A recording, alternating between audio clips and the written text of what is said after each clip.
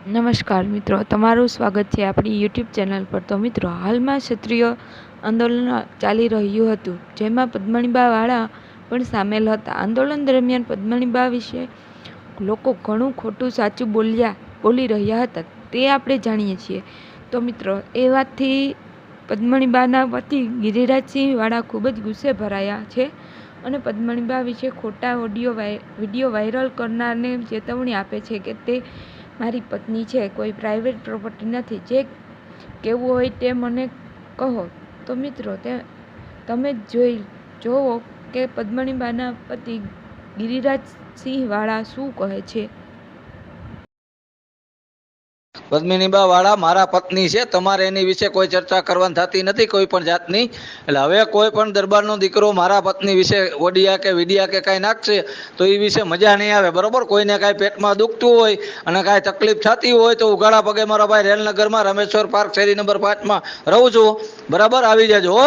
આ તમે જે ઓડિયો સાંભળ્યો એ પદ્મિનીબાના પતિનો ઓડિયો છે। એક ગ્રુપમાં જે ક્ષત્રિયોનું ગ્રુપ હશે એમાં આ ઓડિયો મોકલવામાં આવ્યો છે। પણ આ ઓડિયો કેમ મોકલવામાં આવ્યો છે?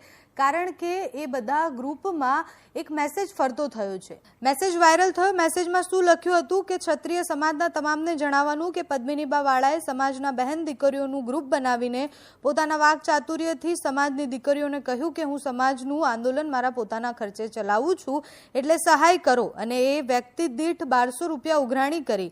પદ્મિનીબા 800 બહેનો પાસેથી 9,60,000 જેટલા પૈસા લીધા, જેવી જંગી રકમથી ઉઘરાણી કરી લીધી એવું બહાર આવેલ છે। આપણી સમાજની બહેનોને અપીલ છે કે પદ્મિનીબા જેવાથી દૂર રહેવા નિવેદન છે। સમાજને પણ તેને બહિષ્કાર કરવો જોઈએ। પદ્મિનીબાના બહિષ્કારની વાત આવી એટલે એમના પતિએ આ ઓડિયો ક્લિપ મોકલી, જેમાં એ કહેવા માંગે છે કે એ કોઈની પ્રાઇવેટ પ્રોપર્ટી નથી, એ મારી પત્ની છે, એના વિશે આ રીતની વાત તમે ન કરી શકો, તમે ગ્રુપ્સમાં આવા મેસેજ ન મોકલો। ફરી એકવાર એમના પતિનો જે ઓડિયો ક્લિપ વાયરલ થયો છે એ સાંભળીએ।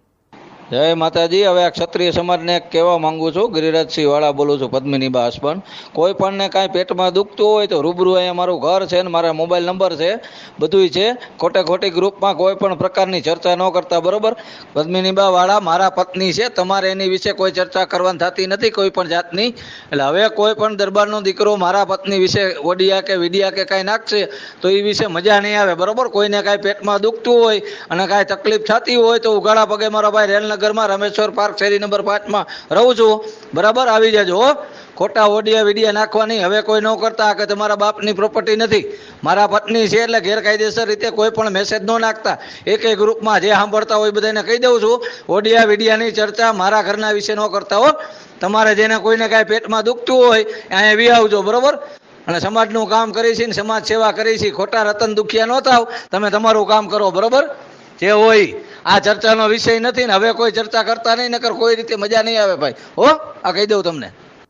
થોડા સમય પહેલા પદ્મિનીબાની પણ એક ઓડિયો ક્લિપ વાયરલ થઈ હતી, જેમાં એમને વ્યક્તિગત પોતાના પતિ વિશે પણ વાત કરી રહ્યા હતા કે એમના પતિએ એમને માર્યો છે અને એની ઘરની બહાર નીકળી ગયા છે, એવી વાતચીત થઈ રહી હતી। એવો ઓડિયો વાયરલ થયો હતો અને પછી પદ્મિનીબાએ ઓડિયો ક્લિપમાં એવું પણ કહ્યું હતું કે મારો વ્યક્તિગત અને અંગત વિષય છે, કોઈના પણ વ્યક્તિગત અને અંગત વિષયમાં પડવાનો આપણને અધિકાર નથી, એટલે અમે એ વિષય પર વધારે વાત નથી કરતા। પરંતુ અત્યારે એમના પતિનો ઓડિયો ક્લિપ વાયરલ થયો છે એટલે અમે એના ઉપર વાત કરી રહ્યા છીએ। બીજી વાત કે આંદોલનો આવીને જતા રહે છે, આંદોલનો આપણને એક સંદેશ પણ આપતા હોય છે કે જ્યારે આંદોલન થાય ત્યારે સમાજ એક થતું હોય છે, પણ પછી આંદોલનમાં જ્યારે રાજનીતિ આવે ત્યારે આગેવાનોમાં ફાટા પડતા હોય છે અને પછી સમાજમાં એવા ફાટા પડી જાય કે એ લાંબો સમય સુધી એવા જ રહે, એમાં કંઈ બદલાવ નથી આવતો અને બધા અલગ થઈ જાય। એટલે આંદોલનોથી આપણે આ શીખવાનું છે। ક્ષત્રિય આંદોલન હમણાં જ પૂરું થયું છે।